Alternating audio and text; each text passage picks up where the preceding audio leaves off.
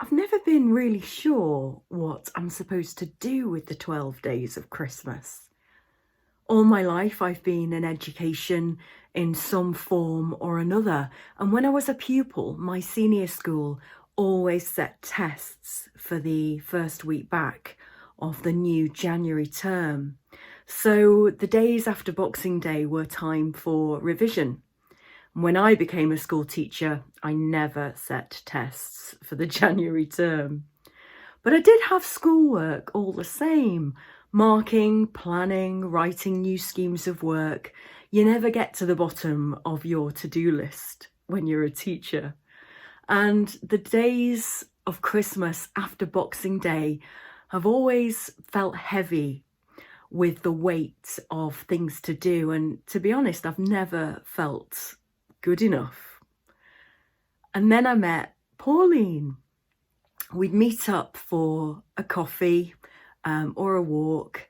And every time we met up, she would remind me that it really didn't matter if I didn't get those pile of books marked, because God loved me all the same.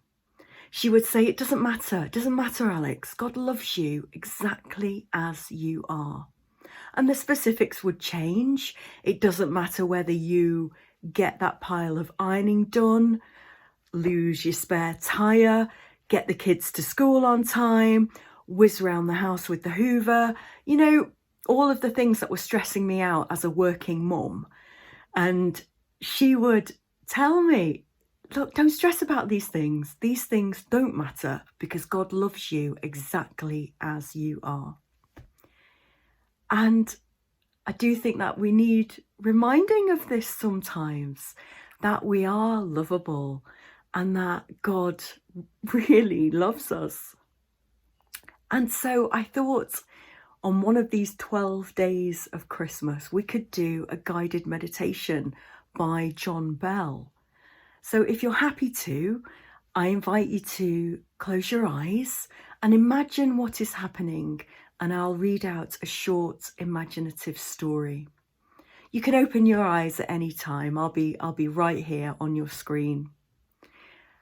But if you're happy to, close your eyes and imagine you're sitting on a bus.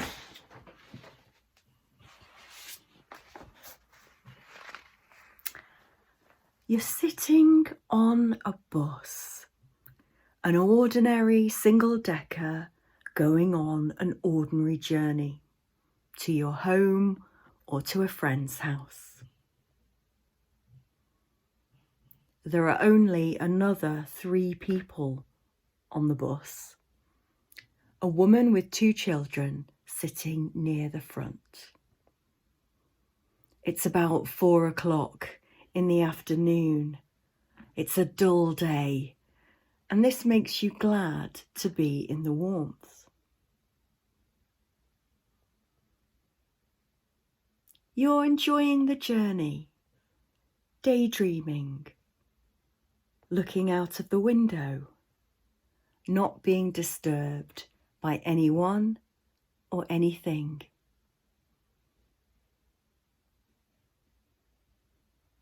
The bus stops, and out get the mother and the 2 children. The bus waits. And then on comes an old woman, not very tall, but quite stout, wearing an old brown coat and a cheap green headsquare. In her arms, she is carrying a bundle of something or other. You can't quite see it until she pays her fare and comes up the bus, intending to sit across the passage from you. You look closely at her as she makes to sit down. Her brown coat,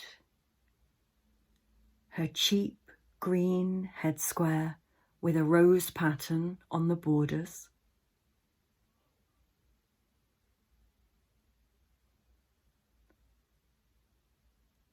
She's quite stout and she has straggly grey hair which falls across her brow. And under her arm she carries a bundle of newspapers, evening newspapers.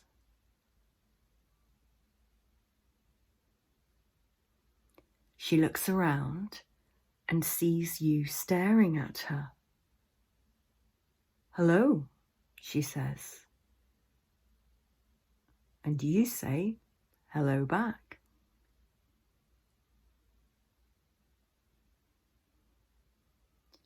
As you look at her, you see that she has a round face, weather-beaten, with two small piercing blue eyes.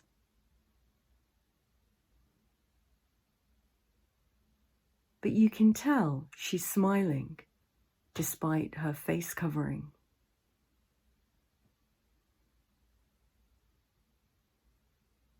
She keeps looking at you, smiling.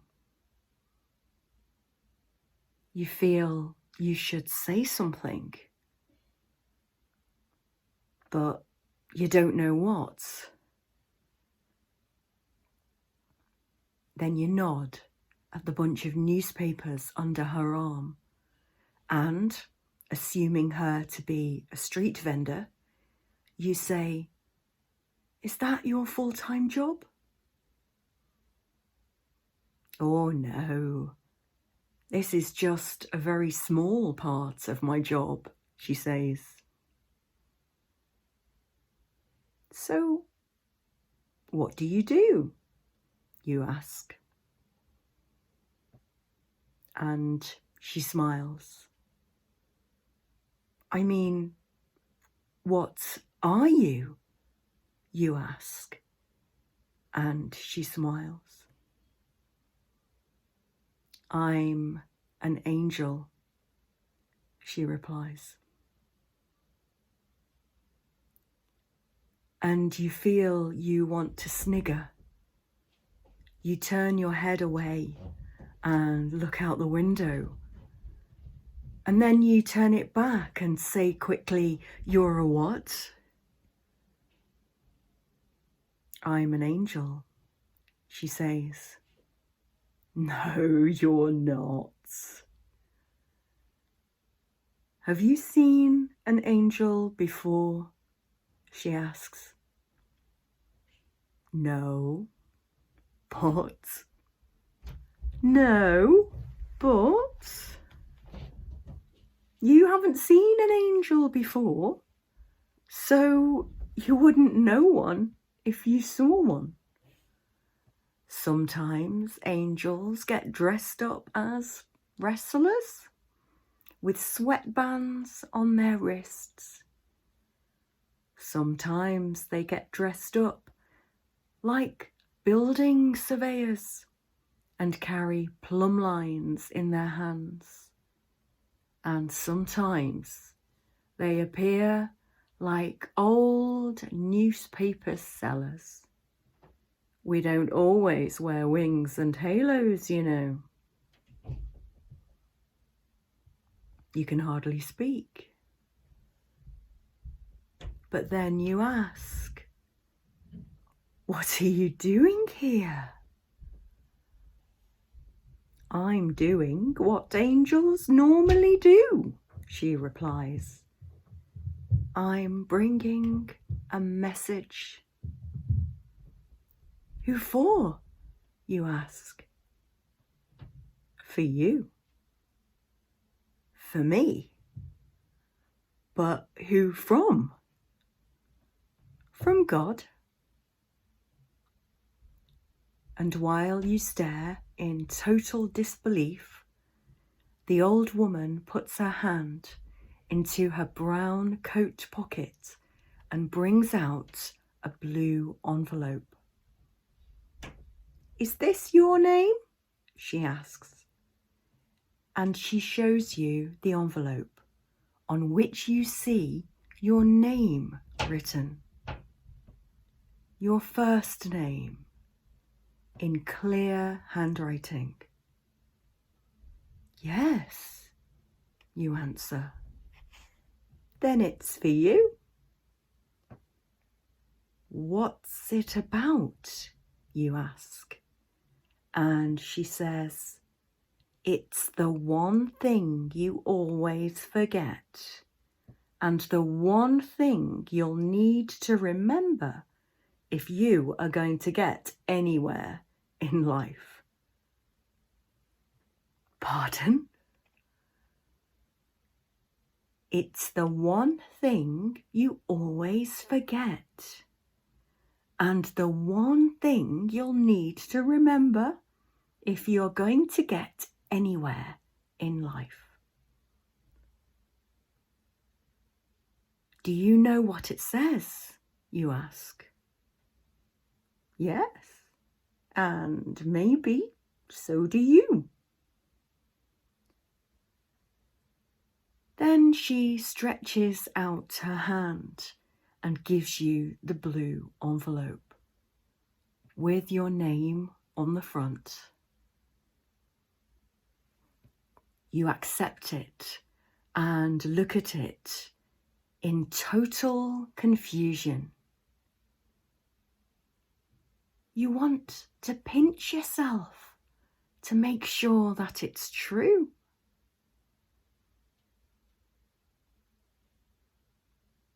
You look up again at the old woman, but she's not there. The bus hasn't stopped. It's still moving, but she's not there. So you've been having a daydream. And then you look at your hand, and there is still the blue envelope with your name. And in it, a message from God. Something that you always forget. And you begin to wonder what it might be.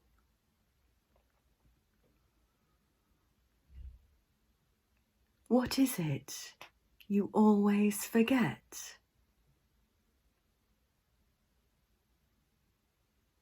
Has it to do with your prayers?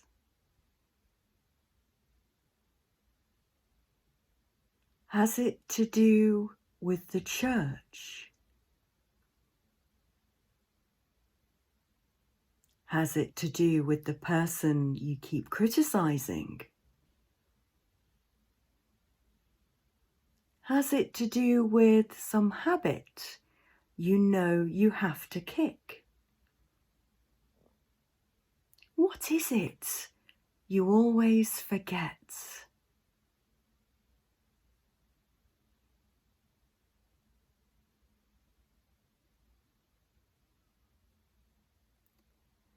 You begin to get scared. Your hands shake a bit. If God knows everything, then what is written inside might be quite devastating. You look at the envelope again and you tug at the corner until it opens. You put your finger inside and take out a card, a white card. The side you look at has nothing on it.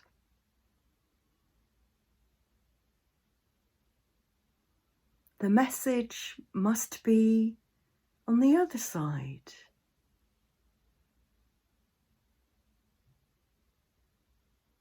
The thing you always forget. The thing you need to remember.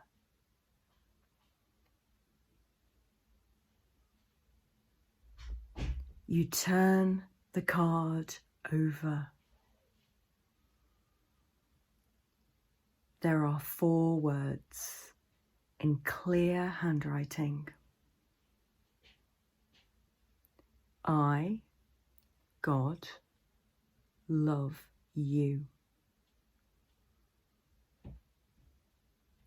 Is this what you forget? Is this what you have to remember? You look again. I, God, love you. And the you is underlined.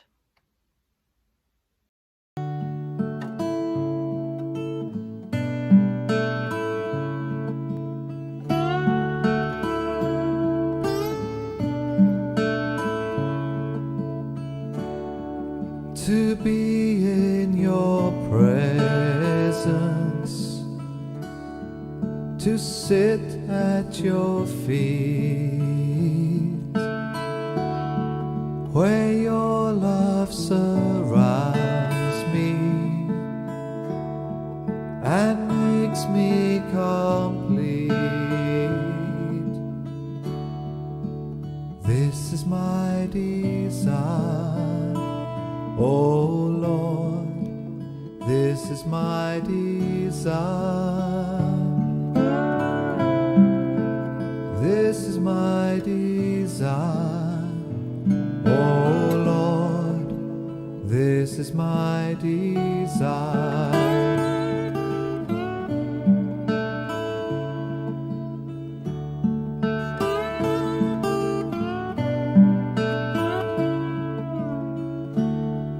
To rest in your presence, not rushing away, to cherish each moment.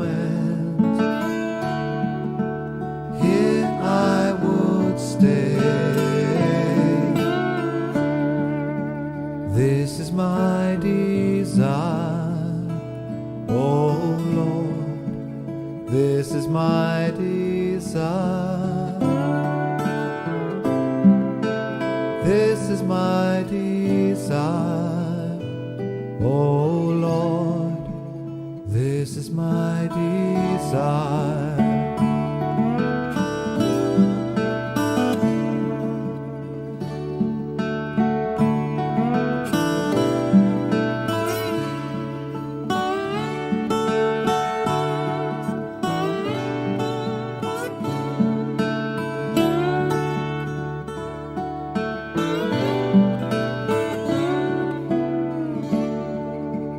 This is my desire, oh Lord, this is my desire. This is my desire, oh Lord, this is my desire.